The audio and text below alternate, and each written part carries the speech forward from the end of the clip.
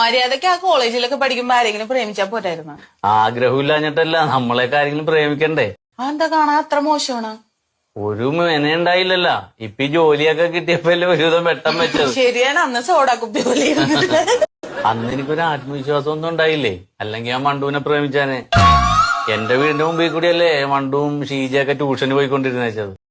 അപ്പൊ ഒരാഗ്രഹം ഉണ്ടായിരുന്നു, പറയാൻ ധൈര്യം കിട്ടിയില്ല. കൊള്ളാല. അന്നത് പറഞ്ഞെങ്കിൽ ഇപ്പൊ ഇവിടെ വരണ്ടായിരുന്നു. ഗ്യാസിന്റെ ഗുളിക വീട്ടിലിരുന്ന് എഴുതി തന്നാ പോരായിരുന്നു. ചെല്ല് ചെല്ല്, എന്നാ ഈ മരുന്ന് മേടിച്ച് കഴിക്കട്ടാ. അപ്പൊ ഇത് ഈ മുകളിൽ എഴുതിയാണ വെറും വയറ്റിലെ കഴിക്കണമല്ലേ?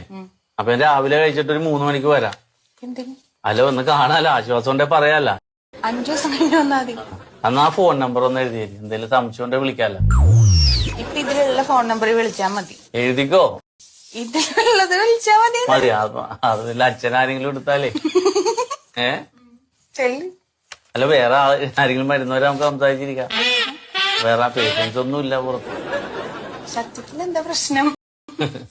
എന്നാ ശരി, എന്നാ ഞാൻ വിളിക്കാം.